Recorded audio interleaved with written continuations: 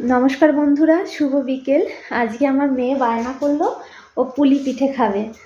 তা মেয়ের জন্য এখন পুলি পিঠে বানাতে যাচ্ছি। তো তোমরা সবাই জানো, তারপরেও রেসিপিটা তোমাদের সঙ্গে শেয়ার করছি।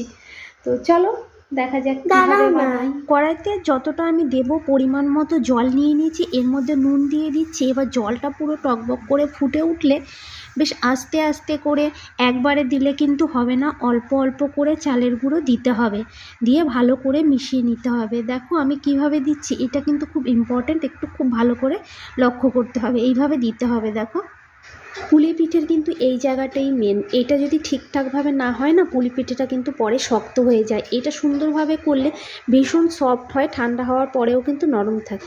5 মিনিট মতো ঢাকা দিয়ে রেখে দিয়েছিলাম। হওয়ার পর এবার দেখো হাত দিয়ে খুব ভালো করে মেখে নেব।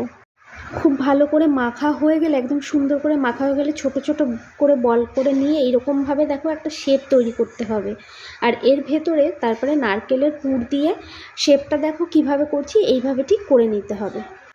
এই শেপটা কিন্তু যার যার টোটালি হাতের কারুকার্য, হাতের ওপরই, মানে যে যেরকম করবে। দেখো এইভাবে করতে করতে কত সুন্দর দেখতে হয়ে যাচ্ছে শেপটা। এইভাবে দেখো চারিপাশটা আমি আস্তে আস্তে করে বটে দিচ্ছি। তারপরে দেখো সুন্দর একটা শেপ চলে আসে। সবাই সেম এরকমই করে, কিন্তু দেখতে খুব ভালো লাগে বলো এই শেপটা।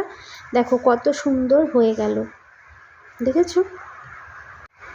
এইভাবে আস্তে আস্তে করে সবগুলোই করে নিচ্ছি। দেখো সবগুলো করে নেওয়া হয়ে গেছে। এরপর দেখো হাঁড়িতে জল দিয়ে তার উপরে এরকম একটা মানে ছাঁকনি মতো এখানে গামলা দিয়ে দিলাম ওপরে। এর মধ্যে এখন এই যে করে রাখা পুলি পিঠেগুলো দিয়ে দেব। দেখো একে একে করে আমার মেয়েও কিছু করেছে, ওটা দেখলেই একটু একটু দেখা গেল। মেয়েও কিন্তু বানিয়েছে ওই ছোট গোলগুলো। ও বলছে আমি মোমো শেপের দেবো, তো ওইগুলো ও বানিয়েছে। একটু একটু শিখতে দিই, কারণ সবারই সব কাজ শিখে রাখা ভালো। এইভাবে আমার হাতে হাতে কিন্তু ও কাজ করতে ভীষণ ভালোবাসে। পড়ার থেকে যদিও কাজটা করতে বেশি ভালোবাসে, বড় হলে হয়তো তখন আর ভালোবাসবে না, কিন্তু এখনও আমার হাতে হাতে কাজ করতে ভীষণ ভালোবাসে।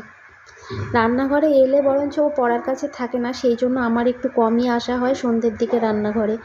তো এইভাবে দেখো সব পুলি পিঠেগুলো এইভাবে দিয়ে দিলাম, দিয়ে ওপরে আবার ঢাকা দিয়ে না, এবার আমি প্রায় 20-25 মিনিট জাল দেব। এই যে যে জলের স্টিমে এগুলো পুরো সিদ্ধ হয়ে যাবে।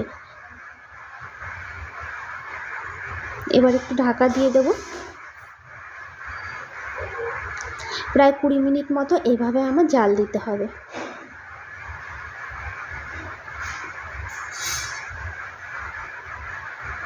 দেখো 20 মিনিট পরে কিন্তু বোঝাই যাচ্ছে যে এগুলো সিদ্ধ হয়ে গেছে। পুরো কালারটা কিন্তু একটু অন্যরকম হয়ে যায়। যারা সবসময় রান্না করে দেখলেই বুঝতে পারবে যে এটা পুরো সিদ্ধ হয়ে গেছে। ব্যাস এবার গরম গরম পরিবেশন করলে, এটা ঠান্ডা হলেও কিন্তু একদম সফট থাকবে, কারণ যেইভাবে চালের গুঁড়িটা রেডি করেছি এইভাবে কিন্তু ভীষণ সফট থাকে। তো এইভাবে একবার বাড়িতে ট্রাই করে দেখো, আশা করি ভালো লাগবে। সম্পূর্ণ ভিডিওটি দেখার জন্য অসংখ্য ধন্যবাদ সবাইকে।